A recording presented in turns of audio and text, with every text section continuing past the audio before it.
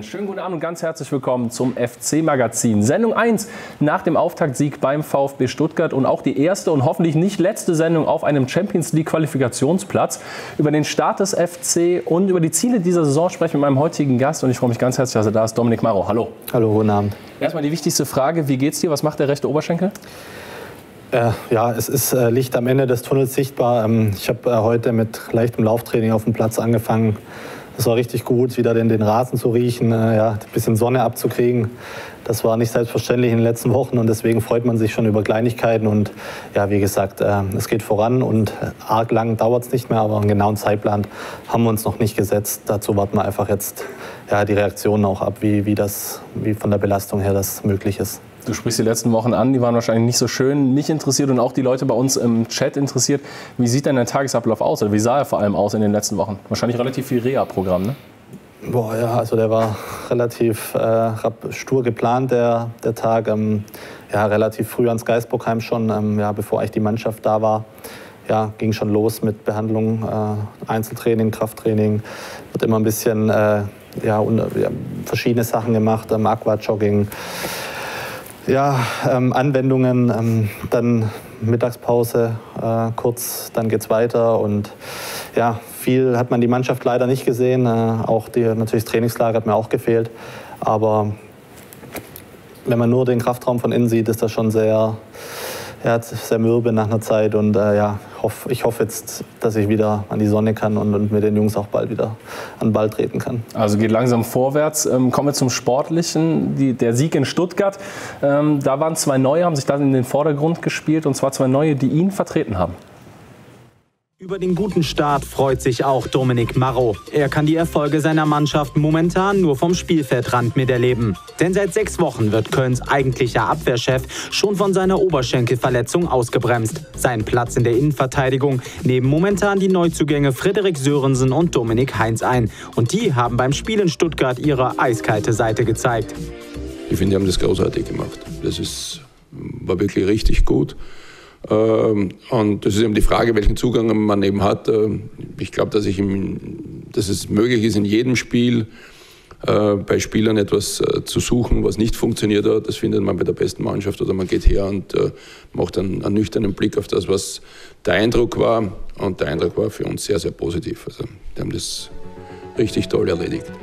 Sörensen kommt aus der italienischen Serie A, Heinz aus der 2. Bundesliga. 2 Neuzugänge ohne Erfahrung im deutschen Fußball-Oberhaus. Eine mutige Konstellation, die bislang allerdings gut funktioniert. Es hat sich schon in der Vorbereitung abgezeichnet, dass die Jungs sich gut verstehen auch. Natürlich war es ja nicht perfekt wie das ganze Spiel bei uns gegen VfB, aber im Großen und Ganzen fürs erste Spiel, das erste richtige Pflichtspiel in der Liga, war das schon gut. Auch beim 2-1, die letzten 7 Minuten, 8 Minuten, haben wir das wirklich nicht mit Hektik gespielt, sondern haben versucht, die Dinger ruhig nach vorne zu klären, einfach noch einen Nadelstich zu setzen. Das ist halt zum Schluss noch gelungen mit Toni, wo er querlegt und von daher denke ich, war das ein souveräner Auftritt. Mit diesen Leistungen können Sörensen und Heinz den Ausfall von Dominik Marrow kompensieren. Der stand zuletzt Anfang Juli auf dem Trainingsplatz und es wird noch einige Zeit dauern, bis der Abwehrchef wieder in Peter Stögers Team zurückkehren wird. Doch Kölns Coach kann ganz entspannt bleiben, denn sein dynamisches Duo macht einen überraschend guten Job. Bleibt die Frage, wie und vor allem wann wird es Dominik Marrow gelingen, an den beiden Neulingen vorbeizukommen? Die Frage gebe ich direkt weiter. Beschäftigst du dich schon damit? Ehrlich gesagt wirklich noch überhaupt nicht, weil primär gilt jetzt erstmal wieder in die Verfassung zu kommen, überhaupt wieder Bundesliga spielen zu können. Und das habe ich gelernt jetzt in den letzten Jahren. Man kann Bundesliga nur spielen, wenn man 100% die körperliche Verfassung hat. Und das ist jetzt das nächste Ziel und alles andere, hoffe ich, wird dann kommen. Und ich bin froh, dass die Jungs das gut machen, auch jetzt im ersten Spiel. Ich habe das angeguckt, habe natürlich besonders auch ein bisschen beobachtet, wie die Jungs sich da schlagen. Haben sie gut gemacht, muss man echt sagen. Und deswegen bin ich da ein bisschen erleichtert, dass das funktioniert hat. Und ja, morgen kommt der nächste Gradmesser, deswegen morgen wird es nochmal vielleicht ein Tick schwieriger.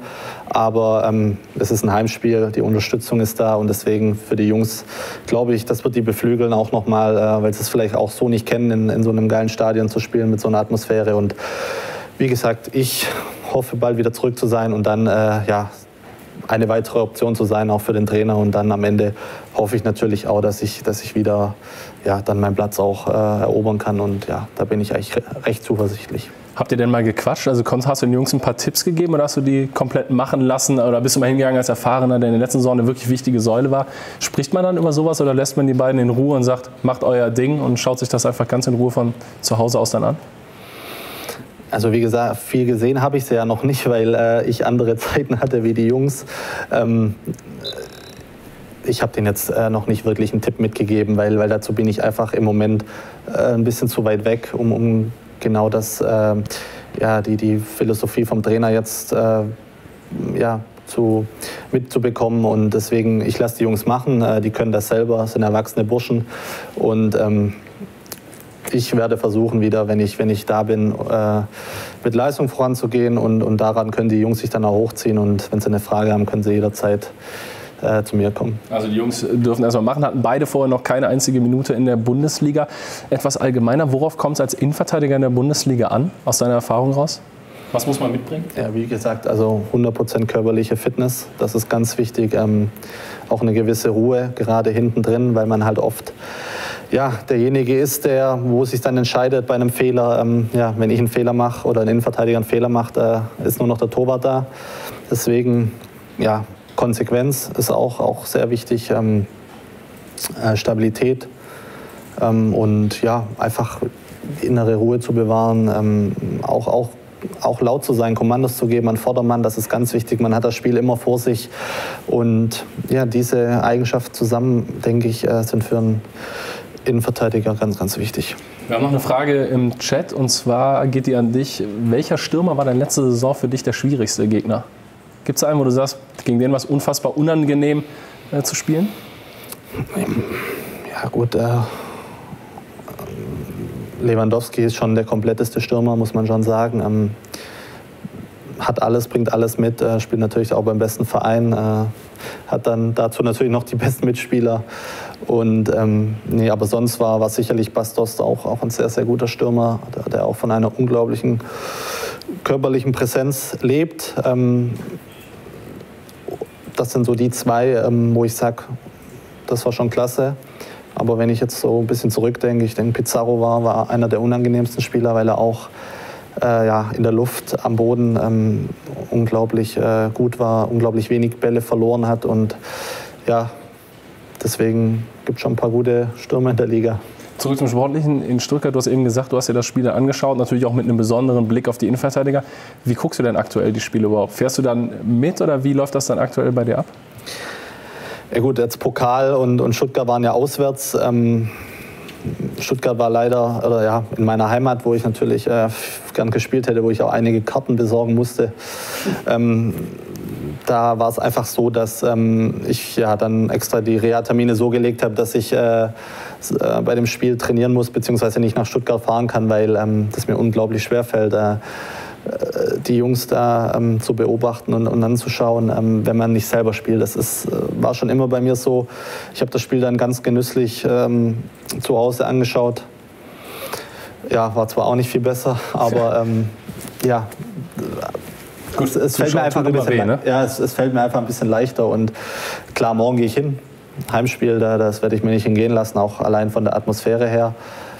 Und natürlich auch, um die Mannschaft zu unterstützen. Aber Stuttgart war jetzt einfach so, dass ich gesagt habe, ich gucke das da zu Hause in Ruhe an und möchte links und rechts nichts hören. Und war dann zum Glück auch besser. Und das Ergebnis hat ja auch für sich gesprochen. Also das Ergebnis, da konntest du wenigstens zufrieden zu Hause sein. In Stuttgart hat Peter Stöger sehr offensiv gewechselt und damit auch alles richtig gemacht. Hat er sich so ein bisschen, letztes Jahr sind ihm auch immer alle auf die Nerven gegangen nach dem 0:0. Ja, defensive Spielweise, ihr schießt keine Tore. Dieses Jahr wird deutlich offensiver gespielt. Hat Peter Stöger und seine Philosophie, haben die beiden sich quasi so ein bisschen weiterentwickelt in deinen Augen? Ich glaube, anhand der Neuverpflichtungen sieht man das, glaube ich, schon, dass man gerade, was das Offensivspiel angeht, schon mehr machen möchte als letztes Jahr. Aber so wie ich Herr Stöger einschätze, glaube ich, möchte das ohne zulasten des, unserer Kompaktheit, unserer defensiven Grundstabilität, die wir ja zweifelsohne gehabt haben, möchte er das gerne umsetzen. Wir haben gute Spieler zubekommen, gerade offensiv. Wichtig wird aber nach wie vor sein, dass wir diese Stabilität, die wir nach hinten haben, die vielleicht nicht immer schön anzuschauen ist, aber die letztendlich das Erfolgreiche war, dass wir die beibehalten. Und das ist, glaube ich, so ein Punkt, wo wir einfach trainieren müssen, wo wir arbeiten müssen, wo auch über die Spiele kommt, dass wir hinten ähnlich stabil stehen, aber nach vorne mehr Kreativität entwickeln, vielleicht auch mehr Gefahr und mehr Mut. Und das ist die Aufgabe jetzt vom Trainerteam. Und ich glaube, mit den Neuverpflichtungen ist der erste Schritt getan. Ja, eine Art Neuverpflichtung ist ja auch Simon Zoller. Ihn kann man auf jeden Fall beobachten mit ganz anderer Körpersprache, als er noch hier war bei seinem ersten Aufenthalt beim FC. Wie erklärst du seine Leistungsexplosion aktuell? Ja, ist mal ein bisschen ungern über andere Spieler zu sprechen, aber Zolli bin ich ja recht gut befreundet, weil er damals auch mir schon in Kaiserslautern angerufen hat und mir von dem Interesse erzählt hat und mich natürlich auch ausgefragt hat und wissen wollte, was hier in Köln so abgeht. Und ja, das erste Jahr ist wahrscheinlich nicht so gelaufen, wie wir uns alle das vorgestellt haben, aber so, was ich jetzt mitbekomme, hat sich wirklich ein bisschen was getan bei ihm und auch der Verein hat ihm natürlich auch die Zeit gegeben, was auch super war. Und er macht das gerade wirklich gut. Er konzentriert sich aufs Fußball. Damit fährt man immer am besten und er lacht viel. Das war in Köln auch nicht in seiner ersten Saison immer so. Und deswegen freut es mich, wenn der Junge jetzt sich dann durch so ein Tor belohnt. Ich habe ihm, glaube ich, auch, als das Spiel aus war, sofort eine SMS geschrieben und habe mich da wirklich für ihn auch mitgefreut. Und jetzt gilt es einfach, da dran zu bleiben. Vielleicht bekommt er demnächst schon die Chance in der Startelf. Und so wie er das jetzt gemacht hat, so gefällt er mir ganz gut. Positive Körpersprache, motiviert ist er auf jeden Fall. Arbeitet auch gut nach hinten, war dann einen Tick übermotiviert, hat den Elfmeter mit einer Grätsche verursacht. Kann er bei dir nicht einfach mal ein Seminar belegen? Wie grätsche ich im 16er richtig? Nee, da soll er lieber die Finger davon lassen. Das ist nicht so einfach, wie es aussieht. Aber nein, schön zunächst mal positiv war, dass er da hinten überhaupt aufgetaucht ist, dass er dem rechten Außenverteidiger versucht hat zu helfen. Das war schon super, dass die Situation ein bisschen dämlich dann war, das Foul. Klar, das weiß er selber, aber dafür hat er das Tor gemacht auch. Und wie gesagt, ich sehe immer das Positive, er war da. Und er ist Stürmer, man sagt ja immer, Stürmer im eigenen Strafraum, nichts verloren. Da ist, glaube ich, wirklich was Wahres dran, aber ja, er hat das Tor gemacht und hat sich davon jetzt auch nicht die Woche über, wie ich ihn jetzt so wahrgenommen habe, hat er sich da auch nicht aus der Ruhe bringen lassen. Blicken wir noch voraus, nächster Gegner beim ersten Heimspiel jetzt der VfL Wolfsburg. Ihr seid Vierter aktuell, Wolfsburg Fünfter, dazu Heimspiel. Also ihr geht als klarer Favorit natürlich in die Partie. Spaß beiseite, aber geht man gefühlt trotzdem jetzt so ein Stück weit auf Augenhöhe und mit gutem Selbstbewusstsein in die Partie, trotz des natürlich deutlich höheren Etats auf Seiten der Wolfsburger? Ja, Augenhöhe ist jetzt, wenn man die beiden Kader nebeneinander hinstellt, dann wird man immer sehen, dass ein großer Qualitätsunterschied da ist. Aber man kann in einem Spiel, an einem Tag, vor allem in unserem Stadion, kann man schon außergewöhnliche Dinge, glaube ich, schaffen. Und das haben wir letztes Jahr gezeigt, das Spiel gegen Schalke, das Spiel gegen Dortmund, auch Bayern München waren wir lange auf Augenhöhe.